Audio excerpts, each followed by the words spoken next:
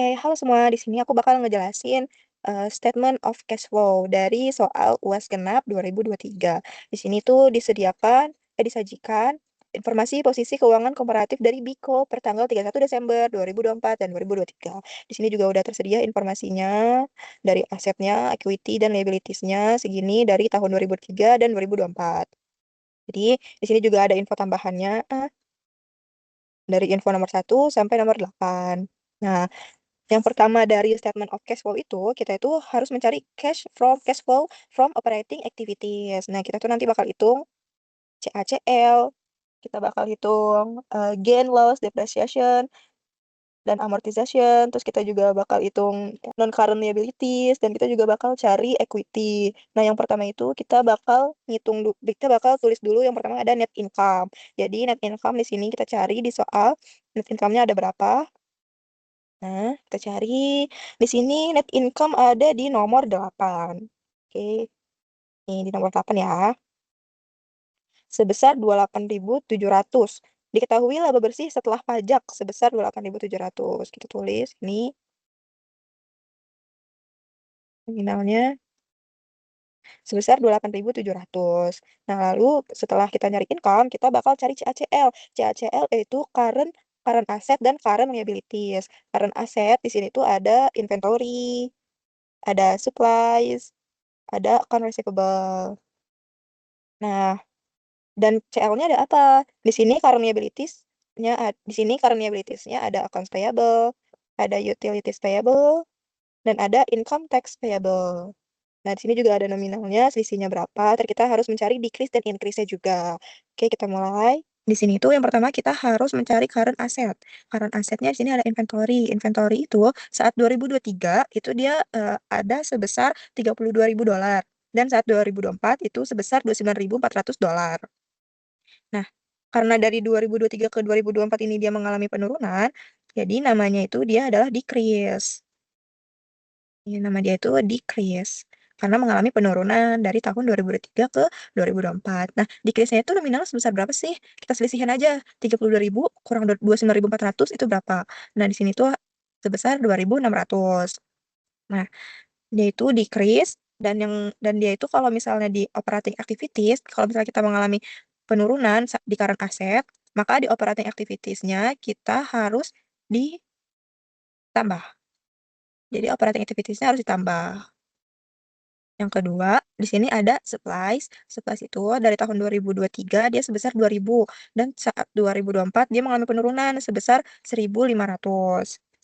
Kita tulis di sini saat 2023 dan 2024.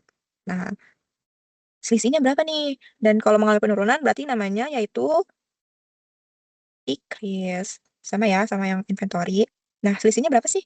Selisihnya itu sebesar 500. Nah, kalau misalnya decrease di current asset, berarti di operating activities-nya itu menambah atau berkurang atau mengurangi. Nah, di sini tuh kalau misalnya current asset-nya mengalami penurunan, otomatis di operating activities-nya itu adalah menambah. Nah, selanjutnya ada account receivable. Account receivable waktu tahun 2023 itu sebesar 12.000 dan saat 2024 dia itu sebesar 13.200. Nah, berarti dia itu mengalami kenaikan nih. Dari 2003 yang awalnya 12.000, saat 2024 itu mengalami kenaikan menjadi 13.200. Di sini berarti kalau mengalami kenaikan, itu namanya adalah increase. Kita tulis di sini, increase. Nah, lalu nominal berapa sih? Nah, kita selisihin aja. Di sini tuh hasilnya 1.200. Dia mengalami kenaikan ya. Nah, kalau misalnya increase di current asset, dia itu akan mengurangi OA-nya. Jadi, OA-nya itu OA min. Karena dia mengurangi jadinya.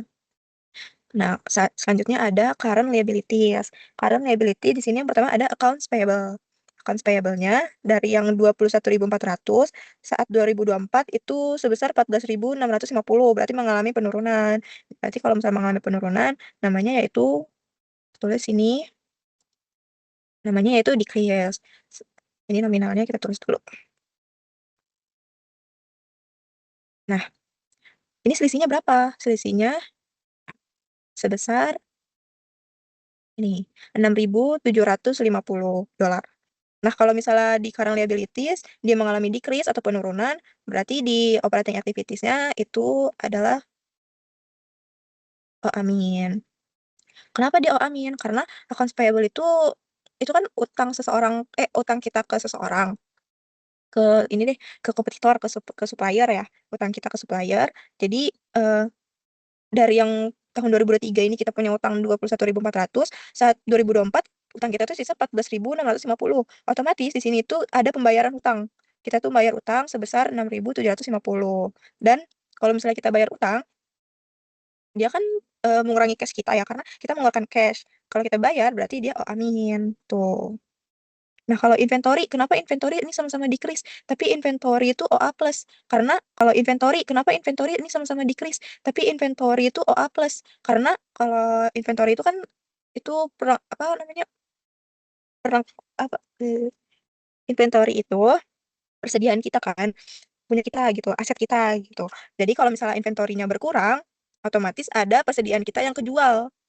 Nah, persediaan kita yang kejual itu kan kita awalnya kita kurangin eh inventory itu kan adalah persediaan kita. Persediaan kita itu yang awal 32.000 saat 2023 dan saat 2024 itu mengalami penurunan nih sebesar 9.400. Otomatis di sini tuh inventory-nya ada yang kejual dan di sini tuh perusahaan tuh nggak ngebeli lagi. Jadi kita di cash kita otomatis bertambah karena kita tuh mengalami penjualan. Jadi operating activities-nya itu ditambah atau menambahi gitu karena kita menerima cash tuh. Kalau payable kan kita bayar, uang kita keluar, otomatis cash kita itu berkurang. Jadinya di operating activities-nya dia itu minus atau mengurangi. Oke, selanjutnya ada utilities payable. Utilities payable dari yang tahun 2023 itu sebesar 9.400, tulis 9.400. Dan saat 2024 itu dia menjadi 7.000. Saat 2024 dia dia nominalnya sebesar 7.000. Nah, di sini dia itu berarti mengalami apa nih? Dari yang awal 9.400 pas 2024 jadi 7.000. Nah, berarti dia itu mengalami yang namanya decrease. Sama ya. Nah, decrease kalau misalnya di current liabilities, berarti dia itu adalah amin. Karena kita bayar, kita mengeluarkan uang, otomatis cash kita berkurang, jadinya operating activities-nya mengurangi, kayak gitu. Kita tulis selisihnya itu sebesar 2.400. Oke, selanjutnya di sini ada income tax payable. Jadi income tax payable itu awalnya saat 2023 itu kita punya sebesar $9.000 dan saat 2024 kita sisa 7.350. Nah, ini kita tulis dulu.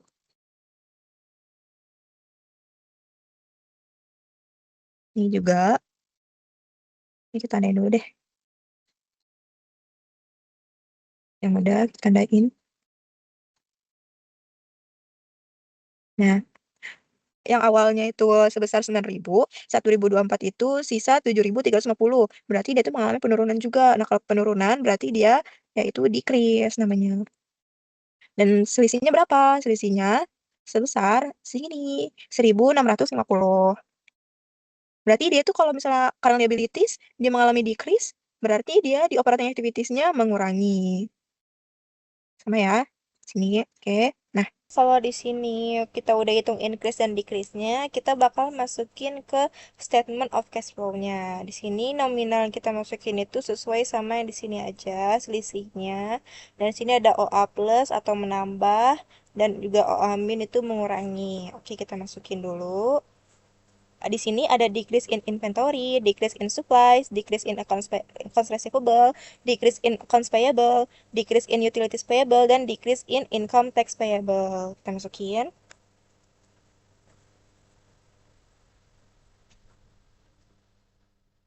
Nah, segini nih nominalnya. Oke, setelah kita hitung perubahan CA dan CL-nya, yang kedua itu kita harus cari nilai gain, loss, depreciation expense, dan amortization expense. Jadi di sini itu kita, apa nih yang kita harus cek? Di sini kita harus cek PPE. PPE itu terdiri dari land, building, vehicle, machine, dan equipment. Dan kita itu juga harus cek investment juga di sini. Nah, di sini itu yang pertama itu ada land. ada land, tandain. Nah, land yang awalnya di tahun 2023 itu dia sebesar 36.000, saat 2024 dia mengalami penurunan ya ini. 2024 malah sisa $16.000. Berarti kalau misalnya landnya mengalami penurunan, berarti bisa aja landnya itu dijual. Coba kita lihat juga info tambahan di sini. Nah, ada ya. Di sini di info tambahan, di info nomor 1, dia sebidang tanah dijual dengan memperoleh keuntungan sebesar 2.000. Jadi saat kita jual tanah, kita memperoleh keuntungan. Berarti dia itu gain ya. Gain sebesar 2.000. Ada lagi nggak infonya? Di sini nggak ada ya. Infonya cuma di nomor 1. Berarti kita yang pertama itu bikin account dulu. Nih, kita bikin accountnya. Di sini tuh yang pertama kita masukin dulu harganya. Land itu letaknya itu dia berada di debit. Masukin. Nah, landnya yang awalnya saat 2023 itu sebesar berapa? Sebesar 36.000 saat 2023. Land itu akunnya itu terletak di debit karena land itu kan aset kita. Jadi aset itu kan letaknya ada di debit. Nah, ini ada land sebesar 36.000 saat 2023. Lalu kita masukin lagi. Di sini sisanya saat 2024 berapa? Sisanya sebesar 16.000. Nah, dari 36.000 ke 16.000 berarti ada selisih. Selisihnya berapa? Selisihnya sebesar 20.000. Nah, di sini ada info kalau di nomor 1 kan ada dia dibilang tanahnya dijual. Nah, dijualnya itu sebesar 20.000 ini. Nah, di sini kita bikin juga jurnalnya, yaitu kalau misalnya dijual, berarti jurnal itu ada cash, di debit, dan land di kredit. Karena kita menjual, berarti otomatis kita menerima cash. Jadi, tadi tanahnya tuh dijualnya berapa ya? Di sini tuh harga perolehan tanahnya sebesar 20.000. Berarti kita masukin 20.000 ini di kredit. Karena kita ngejual tanah, berarti tanahnya menjadi di kredit. Nah, 20.000. Dan di sini juga dibilang kalau sebidang tanah dijual dengan memperoleh keuntungan. Nih, keuntungan. Peroleh keuntungan sebesar 2.000. Berarti kita tulis ya di sini. Jurnalnya adalah kalau gain itu berarti dia itu ada di kredit letaknya kalau gain. Ini kita tulis jurnalnya yaitu gain on sale. Nah, gain on sale-nya di sini sebesar 2.000. Sesuai info aja kita tulis 2.000. Nah, berarti 2020 tambah 2.000 berarti di sini kita tuh menerima cash sebesar 22.000. Nah, gitu. Oke, selanjutnya di sini ada land yang harus kita masukin ke statement of cash flow-nya. Di sini ada gain on sale. Nah, gain on sale ini kalau di statement of cash flow dia itu mengurangi dan dia itu masuk ke operating activities. Jadi di sini gain on sale of land dia mengurangi ya. Nah, nominalnya 2.000. Di sini ada keuntungan sebesar 2.000. Jadi kalau misalnya gain itu dia di statement of cash flow dia itu mengurangi. Nah, kalau misalnya loss dia itu akan menambah cash gitu. Oke, nah selanjutnya di sini ada cash. Kita menerima cash di sini karena kita melakukan penjualan. Nah, kalau kita melakukan penjualan di sini itu ada masuk ke investing activities dan kalau misalnya dan di investing activities itu kita adalah menambah cash. Jadi IA-nya itu adalah IA plus gitu sebesar 22.000 ini. Kita masukin ke cash flow from investing activities. Di sini kita masukin ke sale of land atau penjualan tanah. Kita masukin ke sini nominalnya sebesar 22.000. Oke. Nah, selanjutnya habis land ada apa? Habis land itu ada building dan vehicle. Nah, building dan vehicle ini akan dilanjutkan oleh teman saya. Terima kasih. Oke, selanjutnya kita akan pindah ke aset building. Di building ini terjadi perubahan sebesar 10.000 dan kita bisa menggunakan informasi yang ada di nomor 2. Bangunan dengan harga perolehan 16.000 dijual tunai dan mengalami kerugian $800. Nilai buku bangunan saat dijual adalah 6.000. Jadi kita bisa mendapatkan informasi bahwa terjadi penjualan building dan juga di sini mereka membeli sebuah bangunan baru secara tunai. Kita mulai satu-satu dari penjualan dulu. Pertama, kita buat akun penjualan, jurnal penjualan, yaitu cash accumulated depreciation building, loss on sale building pada building. Kita bisa mendapatkan informasi building di sini untuk perolehannya di 16.000. Kemudian kita bisa mendapatkan loss on sale-nya. Loss on sale-nya itu sebesar 800. Kemudian untuk cara kita mendapatkan cash, dinyatakan di sini bahwa nilai bukunya itu 6.000 dan ada loss. Jadi tinggal 6.000 kita kurangin sama 800, kita akan dapat 5.200. Untuk akumulasi depresiasi, kita tinggal mengurang selisihnya saja, yaitu dari 16.000 dikurang 5.200 dan 800. Kita akan mendapatkan sebesar 10.000. Dari jurnal ini kita bisa mengetahui ada dua yang mempengaruhi cash flow. Yang pertama itu ada cash di sini, 5.200 yang akan mempengaruhi investing activities yang ini akan menambah, dan juga ada loss on sale yang akan mempengaruhi operating activities. Nah, tadi kan dinyatakan bahwa perusahaan juga membeli sebuah bangunan baru secara tunai, yang artinya ada pembelian bangunan. Tapi kita nggak tahu ini angkanya berapa. Bagaimana kita cari tahunya? Kita bisa membuka the account.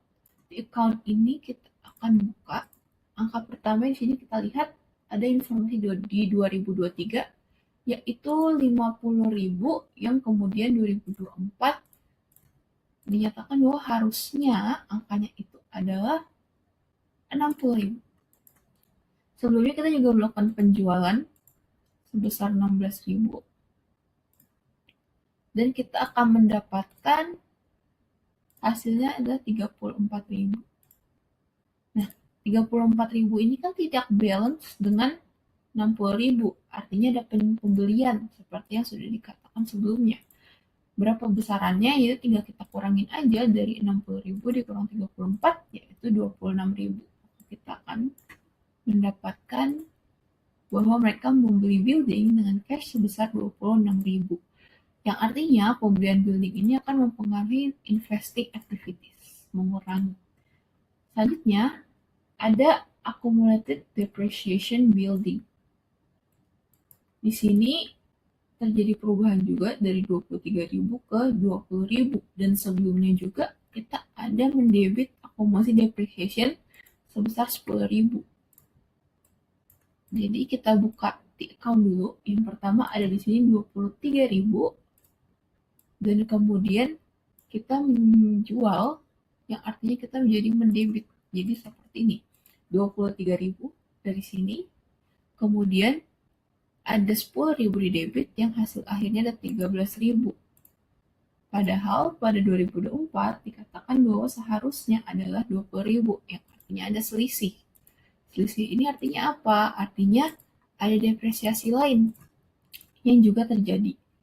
Nah, kita akan buat akunnya untuk depresiasinya. Ini adalah depreciation expense pada accumulated depreciation dengan angka 7.000. Yang artinya ada depreciation expense yang akan mempengaruhi operating activities. Kemudian, karena kita sudah mengetahui apa saja yang mempengaruhi cash flow dari building, kita bisa memindahkannya ke statement of cash flow. Yang pertama kita akan ambil dari operating activities. Yang pertama di sini ada loss on sale building yang akan mempengaruhi operating activities menambah sebesar 800. Kemudian ada juga dari depreciation expense sebesar 7.000 yang akan menambahkan operating activities. Maka kita tambahkan di bagian operating activities menjadi loss on sale building sebesar 800 dan depreciation building sebesar 7.000. Kemudian kita pindah kepada investing activities.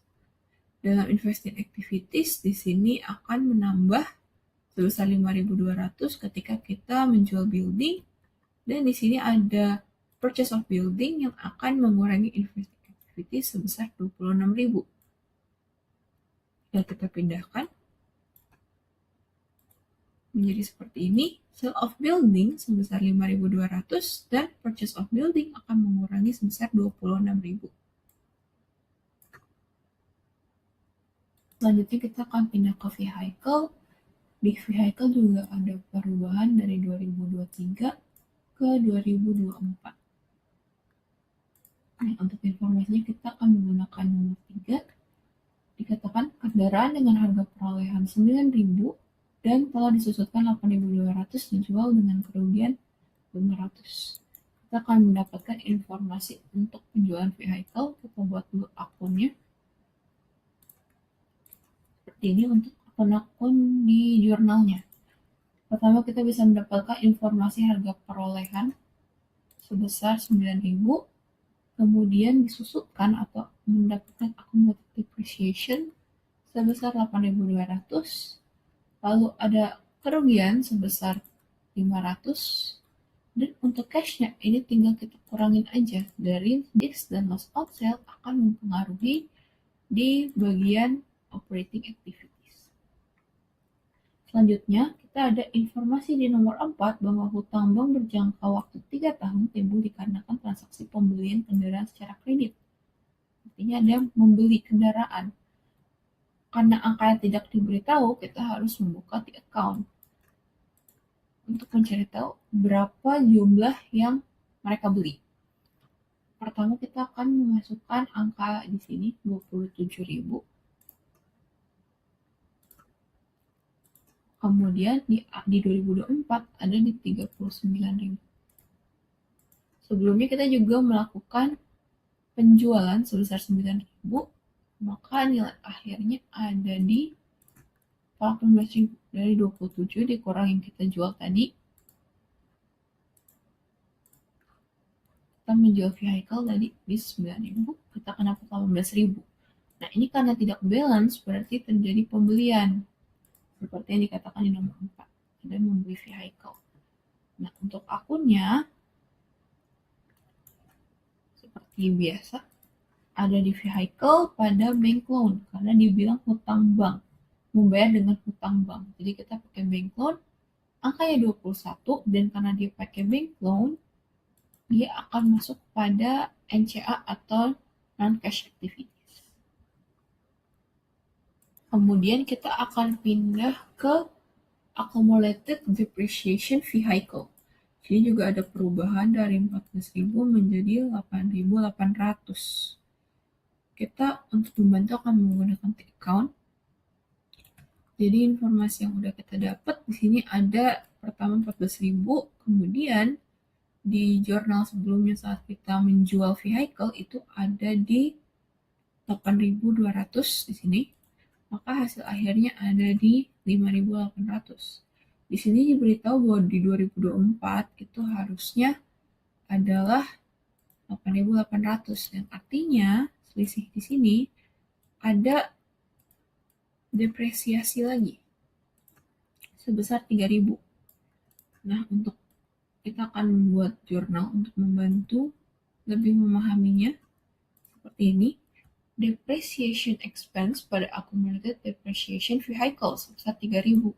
Nah, depreciation expense ini akan mempengaruhi operating activities. Kemudian kita akan pindah ke accumulated depreciation vehicle.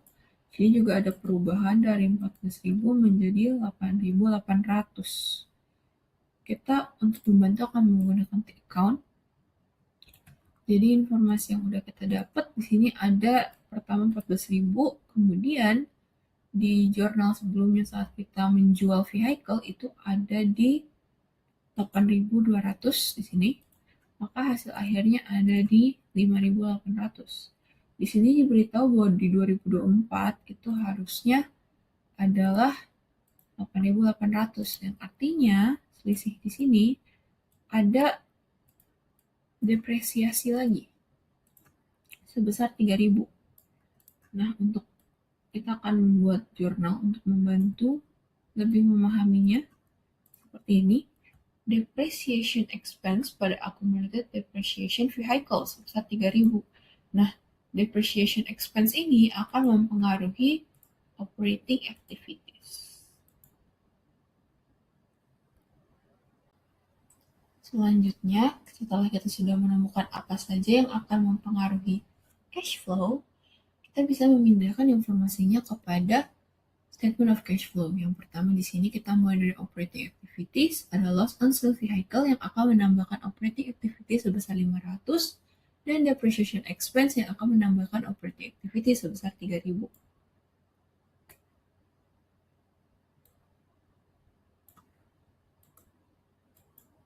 Ini juga karena sudah semua operating activity sudah ada, kita bisa langsung mentotalkannya menjadi 29.100 dan dia provided.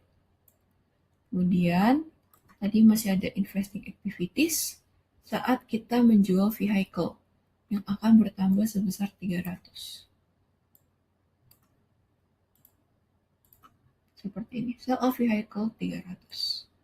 Dan terakhir di sini ada non-cash activities yang akan bertambah di bagian bawah.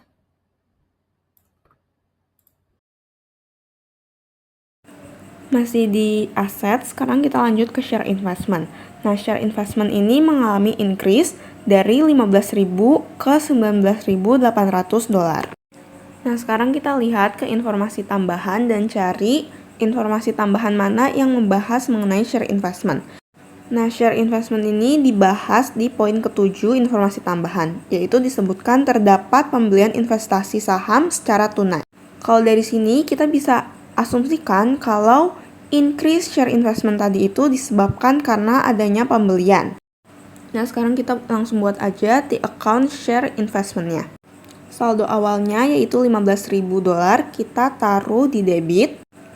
Kemudian kita taruh di debit lagi, yaitu saldo akhir dari share investment-nya. Nah, kalau udah begini, kita bisa lihat gap di antara 19.800 dengan 15.500. Nah, kita selisihin aja, kemudian hasil selisih itu akan kita tambahin ke 15.000 atau saldo awal dari share investment-nya. Agar kita bisa menyesuaikan kalau saldo akhir dari share investment-nya itu sesuai kayak di soal tadi. Nah, kalau begini kita bisa tahu nih kalau perusahaan itu ada membeli share investment sebesar 4.800. Dan kita bisa langsung tulis aja jurnalnya. Pastinya kita akan mendapatkan share investment di debit. Kemudian kreditnya namanya membeli, kita pasti akan mengeluarkan cash. Maka dari itu cash ditaruh di kredit yaitu 4.800 juga. Karena ada pengeluaran cash atau cashnya di kredit, kita akan masukin purchase of share investment ini ke investing activities yang mengurangi atau decrease. Selesai kita hitung atau kita coret-coret hasil dari share investment ini, kita tinggal masukin aja ke statement of cash flow-nya yang ada di investing activities, yaitu purchase of share investment, di mana dia mengurangi cash atau minus. Nah, karena share investment itu adalah akun terakhir di aset, jadi kita mau langsung totalin aja investing activities-nya. Kita jumlahin dari sale of land ini sampai ke purchase of share investment. Nah, karena hasilnya minus atau negatif, kita catat sebagai net cash used atau yang terpakai oleh investing activities. Lanjut, sekarang kita bahas ke bagian equity dan liabilities. Nah, yang pertama ini ada share capital ordinary. Nah, kalau share capital ordinary ini udah pasti dia akan berpasangan dengan share premium ordinary. Nah, di informasi tambahan di yang nomor 5 disebutkan ada sejumlah saham baru yang diterbitkan. Nah, ini juga sesuai karena tadi di share capital ordinary-nya itu ada terjadi increase. Nah, dijelaskan lagi kalau perusahaan itu menjualnya pada harga di atas nilai nominal. Kalau kita jualnya di atas harga nominal atau istilahnya lebih mahal, pastinya kita akan mendapatkan untung atau share premium ordinary-nya bisa kita simpulkan berada di kredit. Supaya gak bingung, kita langsung buat aja the accounts-nya, yaitu share capital ordinary dengan the accounts share premium ordinary. Pertama kita bahas yang share capitalnya dulu, yang ada di saldo awalnya 20.000 dan saldo akhirnya di 50.000. Dari selisihnya, kita bisa tahu kalau perusahaan itu menerbitkan share capital ordinary sebesar 30.000. Terus kita tulis aja langsung di jurnal, pastinya kita dapat cash.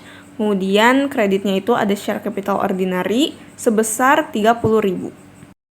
Karena kita belum tahu kita dapat cash berapa dan kita dapat share premium berapa, kita lihat dulu selisih share premium ordinary saldo awal dengan saldo akhirnya. yaitu ada di 9.000. Nah, berarti kita bisa langsung masukin aja ke jurnal, di mana kita dapat share premium ordinary sebesar 9.000. Nah, untuk cash yang kita dapat atau yang perusahaan dapat, kita tinggal totalin aja 30 ditambah 9.000, yaitu 39.000. Nah, karena ada cash yang masuk di debit sebesar 39.000, kita bisa masukin ke financing activities sebesar 39.000 plus atau menambah. Dari perhitungan sebelumnya yaitu share capital ordinary dan share premium ordinary, kita udah selesai nih perhitungan investasi, kita lanjutlah ke retained earning. Nah, retained earning teman-teman perlu ingat rumus awalnya yaitu adalah beginning retained earning ditambah net income dikurang dividen. Hasilnya yaitu adalah retained earning ending.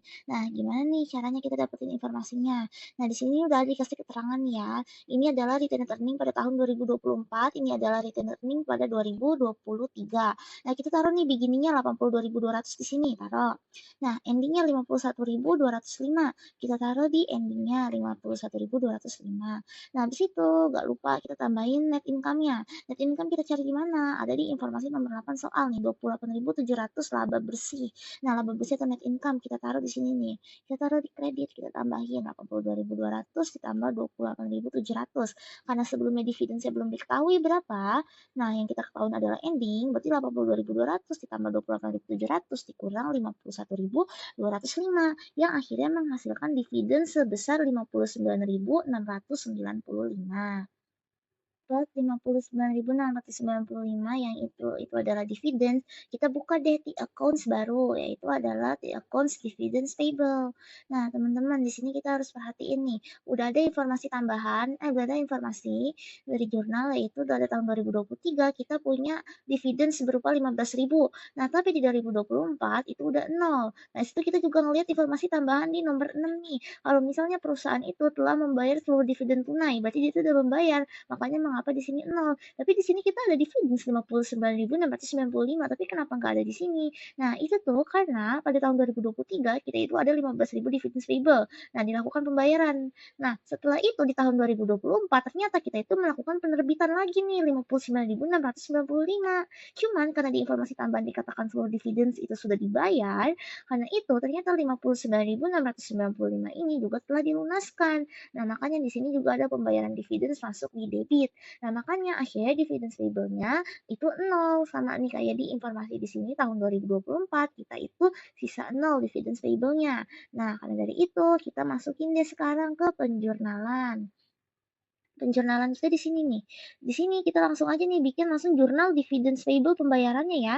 Nah, di sini ada dividen stable pada debit dan cash di kredit. Karena kita melakukan apa? Kita melakukan pembayaran. Kenapa 74.695? Nah, teman-teman ingat itu tuh penambahan dari 15.000 dividen stable yang 2023 dan juga 59.695 yaitu dividen yang diterbitkan di tahun 2024. Nah, keduanya itu dibayar lunas pada tahun 2024 ini. Makanya 74.695 ditambah di total nih kedua dividen stable dibayar dengan cash. Masuk ke akun mana kalau misalnya pembayaran dividen? Masuk ke akun financial activity yang yaitu adalah bersifat pengurangan karena cashnya berkurang atau di kredit. Teman-teman, karena di sini retained earning-nya kita udah ketemu 74.695, yang kita udah tahu juga dia itu masuk ya ke dalam financial activity yang bersifat negatif, bisa kita tambahin deh di sini untuk payments of dividends. Kita melakukan pembayaran dividends berupa 74.695 yang bersifat mengurangi. Oke, di sini kan tadi udah nih dimasukin ke dalam jurnal sebelumnya nih semua transaksi baik dari operating activities, dari investing sampai ke financial activity. Nah, sekarang kita tinggal melakukan seluruh perjumlahan. Nah, oke teman-teman. Di sini kita masukin nih. Kita udah tahu nih kalau cash flow from operating activities totalnya adalah 29.100 nih habis ditotalin dari net income dan semua yang ada di sini. Bersifat provided karena dia positif. Nah, selanjutnya lagi kita langsung masuk ke investing activities. Investing activities ini udah kita masukin semua sale purchase semuanya ditotalin ternyata dia bersifat decrease, yaitu makanya kita tulisnya use. Di sini dia dikurang 3.300. Nah, kita lanjut ke financial activities-nya. Financial activities-nya tadi udah kita hitungin. Ternyata hasilnya adalah minus 35.695. Di mana berarti kita tulisnya yaitu adalah net cash use. Nah, setelah kita udah ngelihat ini semua investing, operating, dan financing, kita jumlahin nih dari atas 29.100 ditambah minus 3.300 dan juga ditambah minus 35.695. Nah, jadinya apa? Jadinya adalah minus 9.895 dolar. Nah, di sini kita taruhnya adalah decrease ya, decrease in cash. Karena dia bersifat minus atau negatif. Nah, di situ kita taruh lagi deh, cash at beginning-nya itu berapa? Cash at beginning-nya adalah 25.000 yang ada di soal. Nah, 9.895 yang bersifat minus ini ditambah dengan 25.000. Hasilnya adalah di cash ending adalah 15.105. Nah, di sini kita tuh bisa ngelakuin cross check, teman-teman. Kalau misalnya memang udah benar perhitungan yang kita lakukan sebelumnya, nah dia tuh bakal sama nih cash endingnya. Jadi kan cash endingnya 15.105. Nah, di sini cash endingnya juga diketahui kita ada 15.105 nih cash ending di 2024. Kalau misalnya benar, cocok, berarti jawabannya kita hitung dari atas hingga akhir itu udah betul, teman-teman. Memang udah benar nih 15.105 udah cocok sama soalnya. Udah selesai nih berarti perhitungannya, teman-teman. Tapi jangan lupa kita tambahin non-cash activity kita. Itu adalah transaksi yang tidak ada sangkut pautnya dengan cash. Nah, kalau tadi teman-teman ingat, kita itu ada melakukan purchase vehicle dengan menggunakan bank loan. Jadi kita itu dengan kredit kita ngutang ke bank ya, teman-teman. Itu udah selesai untuk melakukan perhitungan cash flow-nya. Terima kasih sudah menonton. Makasih Bu Ade.